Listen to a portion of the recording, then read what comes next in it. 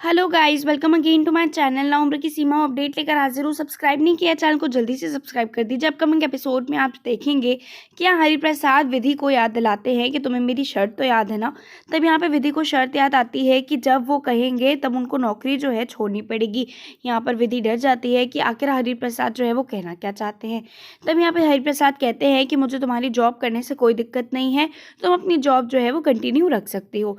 ये बात सुनते ही यहाँ पर विधि के चेहरे पे मुस्कान आ जाती है और बाकी सारे घरवाले भी खुश हो जाते हैं। वहीं यहाँ पर कहते हैं कि आज तो बड़ी खुशी का दिन है, तो मैं समोसे और जलेबी लेकर आता हूँ।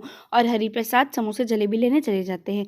वहीं यहाँ पर सीमा जो है सारे मोहल्ले भर को फ़ोन करके बता देती है कि विधि का प्रमोशन हो चुका है और वो परमिटेड जो है जॉब करेगी। वहीं यहाँ पर दूसरी तरफ विधि जो है वो माँ मिलापनी के देवी के सामने अपना लैपटॉप और अपना परमिट लेटर लेकर रख देती है और आशीर्वाद लेती है। तभी यहाँ पर सीमा कहती है, मैंने पूरे मोहल्ले को ये बताया है कि मेरी विधि दीदी कितनी ज़्यादा टैलेंटेड है।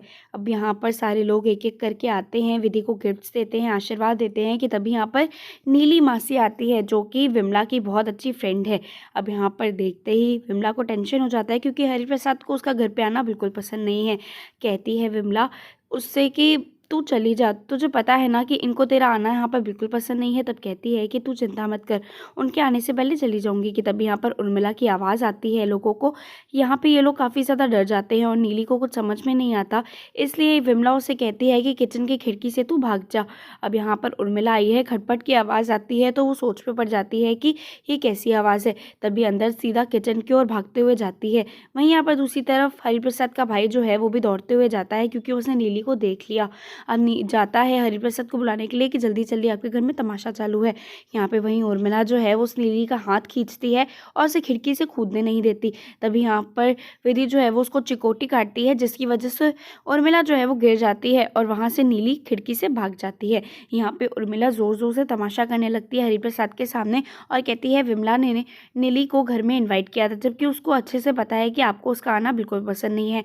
यहाँ पे उर्मिला की बात सुनकर हरिप्रसाद जो है वो काफ़ी ज़्यादा भड़क जाता है और विमला के ऊपर चिल्लाने लगता है कि तुम्हें पता है ना कि मुझे वो औरत बिल्कुल पसंद नहीं है, उसने पूरे समाज में थू थू करवाई है और उसी से ही तुमने अपनी बेटी को आशीर्वाद दिलाया है। वो औरत ने 20 साल उम्र लड़के से शादी की, अपने उम्र से 20 साल, तुम्हें समझ में आ रहा है? और ऐसी औरत से तुमने मेरी बेटी को आशीर्वाद दिलाया।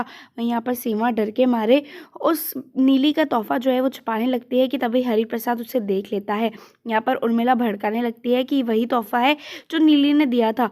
तो यहाँ पर हरिप्रसाद जो है वो जोर से चिल्लाते हुए इस तोहफे को खिड़की से बाहर फेंक देता है।